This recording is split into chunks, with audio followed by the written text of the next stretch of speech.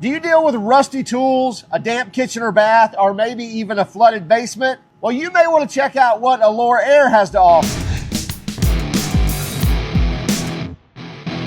Now, I literally started this at 3 o'clock. It's now 5 o'clock, so it's just been 2 hours, and you see the water it has pulled out of the air. And let me hit the drain on this and see if it'll drain some more. Yeah, so it's pushing even more water into here, and you see the line is full of water as well. In front of us is the AlorAir Sentinel HDi90.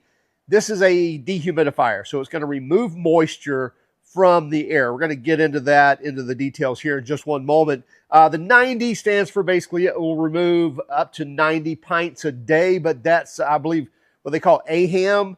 In other words, that's assuming, say, 80 degrees Fahrenheit at 60% humidity, it's going to remove 90 pints of fluid. However, in full saturation, meaning let's say you have a flooded basement or a flooded home, this will remove almost 200 pints, like 198 pints of fluid with just this running. So that's a ton of fluid. You can do the division and come up with your gallons on that. But again, 198 pints or 90 pints at normal air temperature of 80 degrees Fahrenheit and 60% humidity. Now, this is meant for, say, crawl spaces, but it can also be used in commercial spaces as well. And we know a little something about humidity here in Central Florida, even when it's not raining, much less when we have hurricanes and everything gets saturated. But anyway, we'll get into those details in a moment as well. This is a really good looking unit. It looks like a powder coated cabinet, nice markings on it. On the back side here, this is going to be the evaporator coil and the filter that's removable that you can pull out and clean. This is the drain line here on the bottom. And again, we'll get into the details here in a few moments. We have carrying handles up here on the top. It's very nice. This is basically going to be the exhaust. So you see it's finned here, so the exhaust will pour out of there.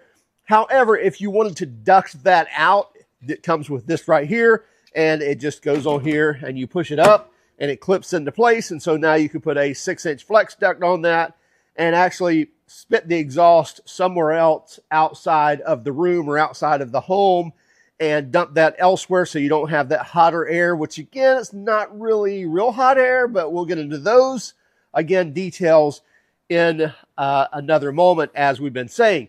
Up front here is the control board or the control panel. You can also have a remote system where you can see right here, there's a Cat 5 or Cat 6, anyway, plug in like a network cable plug in right there, where you can have a remote control or a remote controlling capabilities from this. And you can also connect to other sensors as well to be able to activate this and for other use on it, commercial use and so forth. Now, what I want to do is go ahead and get this rolling, and then we'll talk about the details. It comes with, it looks like probably a 25-foot cord or so. And I'm going to plug this in. And you see, without me powering on, it gives me a reading. It says 49. That's actually the percent humidity. So on the control panel here, it says 48% humidity. And then it's got an up arrow and a down arrow. And if I push this up, basically, I'm setting the parameters on where I want my humidity to be and where I want to call on the unit. So in other words, I'm saying, okay, I wanted to keep it at 48% humidity, so it's not going to come on until it drops, till it actually goes up to 48% humidity, and then it'll come back off once it reaches that targeted amount. I can move that down. Then it will call that machine on once it realizes it's above that amount, and it will turn on and then stay running until it drops down below that unit. Now, I need to go ahead and power this on for it to actually power on. You'll see a power light come on right here, and then the compressor light come on. That tells me the unit is actually on. And right here, you see a motor right here. That's basically a squirrel cage fan that's spinning. You can actually see it from the exhaust side. We'll show you that here in a moment as well.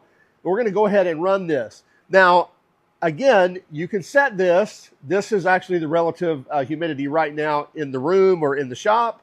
But if I push this down, you can see I can go down to 35 However, if I go down another unit, it goes to CO. So in other words, continuous on. So it's going to stay on. If you pull it down to CO, it's just going to run constantly. So if you have a room that you just want to remove the moisture out of the air all the time, you know it's always going to have moisture in it, then you can just turn it down to CO and it's going to run continually.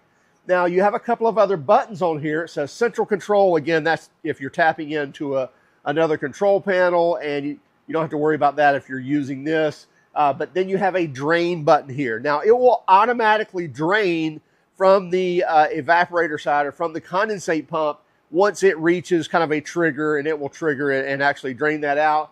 Or you can just hit this button and it will actually dump that out of the condensate drain as well. And it's going to literally pump that out. It's not just going to release it. It's actually going to use a pump to pump it out. So that means you get this with it, or if you wanted to add to it, and if it needs to run uphill, you can do so because the pump will actually pump it out, and you don't have to worry about it just kind of having to drain out with gravity. Hey, have you ever had to use a dehumidifier? Let us know in the comments why and where. Now, since we already have the unit running, let's turn this around and take a look here at the drain. Okay, I've got a shorter piece of hose here that I'm going to use, and what we need to do is take the outer nut off, or the locking nut. So take that off, and we need to slide it on the hose, taper it in first, just like that, and then we can put that over that, and then that nut just going to screw on and lock that hose into place. You don't have to crank on that lock nut. You can just put it on finger tight. It's basically just squeezing that hose onto that barb fitting, and now that's not going to come off even when the pump comes on. Now, this is a gallon container that I've already used, and it was running 2 hours and pumped that much water into here. I'm going to go ahead and dump this hose into here. So if we want to call that on to drain that out again, we can do so. Now, I showed you just a moment ago, if I just pull this tab out right here, this is the air filter. And so once a month, or maybe even sooner if you're in a dirty environment, you want to pull that out, just rinse it off with water. And I would say rinse it from the back side so all the dust falls out, because the dust is going to trap on this way. So rinse it from this way, and it should just all fall out. You shouldn't need any soap or anything else. Shake it dry, blow it dry, and then let it dry out, and then you can slide that back in. Now, a couple of things. Number one, behind this, you can see the blue in there, and that's actually the evaporator coil. So the air is passing through that. That's nice and chilled, and it's actually doing what an air conditioner does. It's removing moisture out of the air and cooling down that air as well, or removing the heat from the air, because a lot of your heat in the air is latent heat. In other words, the humidity, especially in your southern regions, you're definitely going to find where the moisture in the air is what's trapping the heat, and we need to remove that heat out of the air. That's what that evaporator coil in there is doing. In fact, let's get a little better look at it.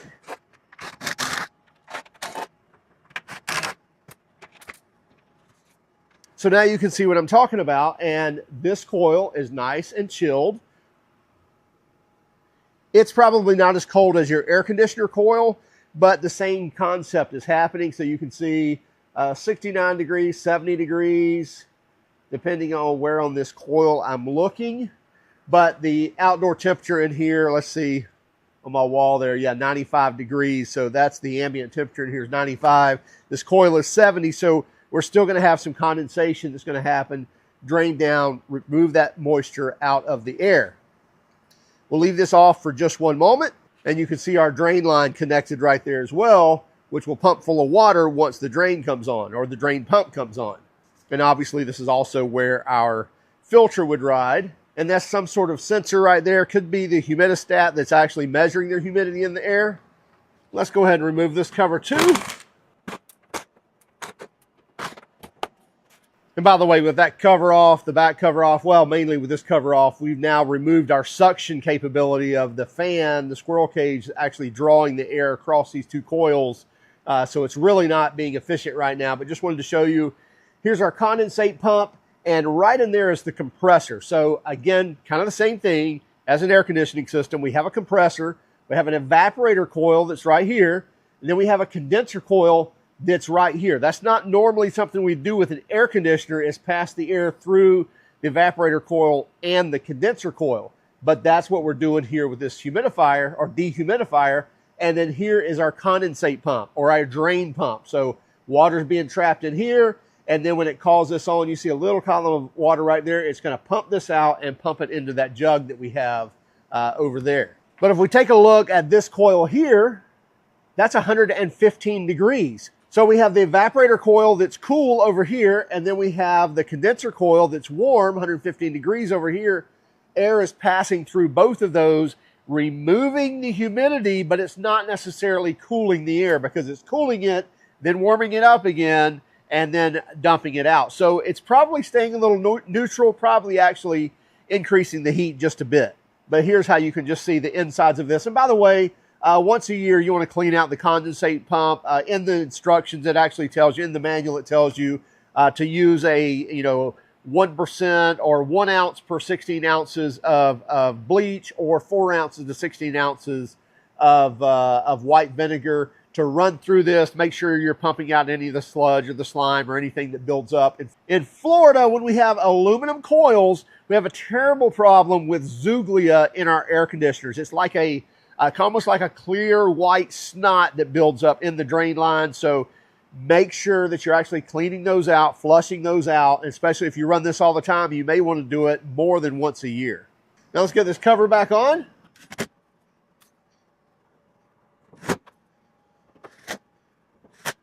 And we'll get the back put on too. Don't need that off anymore. It's built very well, by the way.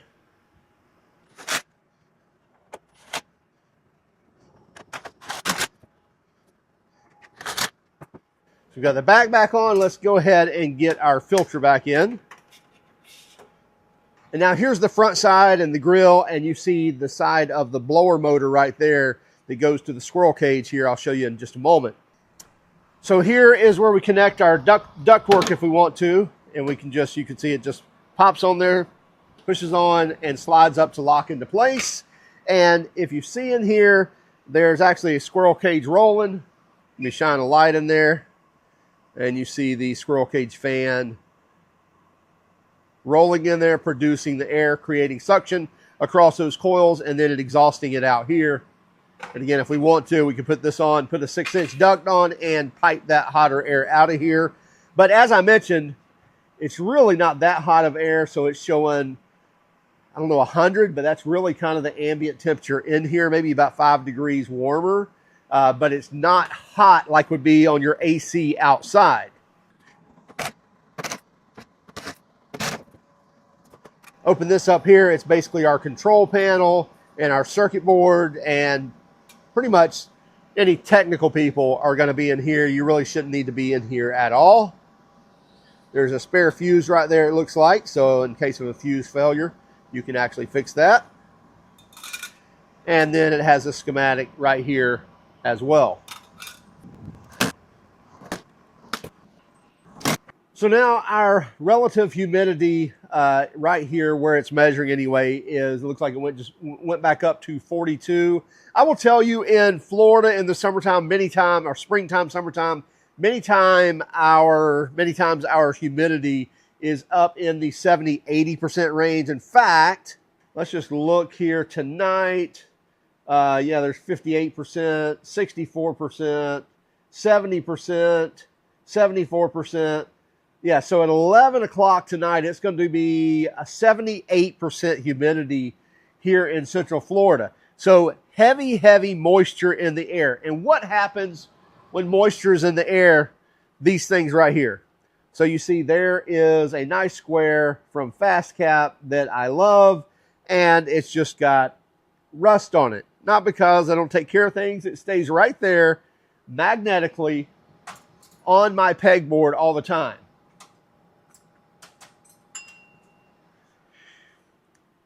Here's a Milwaukee wrench. There's a little bit starting to form there on the outside. Usually you can wipe it off of these chrome wrenches, but still there'll be some oxidation or some surface rust that you'll see show up on your wrenches, on your screwdrivers, on your tools when that fluctuation in humidity all the time, that humidity spikes up, the condensation happens, and all of a sudden you get rust. Now, this has been running 2.5 hours, and that's how much water we already have. Let's see if I can drain some more out here.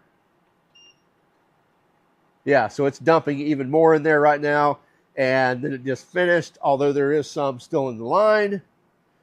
So you can see, again, an honest 2.5 hours, literally right at 2.5 hours. That's how much water we're pulling out of the air. This will do, I believe, somewhere around 2,000 plus square feet. It's meant to be in a closed situation. In other words, you know, something that is contained. In our shop, it's just open, and that's part of the problem. You know, obviously we have big shop doors, garage doors, walk doors, but they pretty much stay open throughout the day. But still, something like this running in here, especially at night when that humidity goes out of control, this will help keep that water from going through all the tools in your toolboxes, on the tool walls, through your power tools, and everything else. Again, you can only imagine that after 24 hours of running, or even after 12 hours a night, how much is going to be in there. So 2.5 hours there. So, you know, multiply that times 5 or so, and that's going to be 12 hours of use. And you're going to have a lot more than a gallon of water. Now, we were very impressed with the AlorAir HDi90 Dehumidifier in both features as well as performance. Now, this thing, after running about 4 hours, we just dumped this, it was mostly full. And again, at full blast with pure saturation, you're going to get removal of almost 200 pints, 198 pints of water or humidity out of the air. Now, they also have units that scale down to small rooms and go all the way up to your commercial and industrial units. We'll have a link in the description if you're interested. And this one is going to cover a little more than 2,000 square feet, as well as the pricing is going to come in somewhere around that $1,150 range. Now, be sure to check them out, as well as keep track of us on Instagram, Facebook, Twitter, and even TikTok. And if you don't mind, hit that like and subscribe button if you haven't done so already. And by all means, if you hated our video, well, give us a thumbs down, but let us know in the comments why. Have a great day. Keep smiling.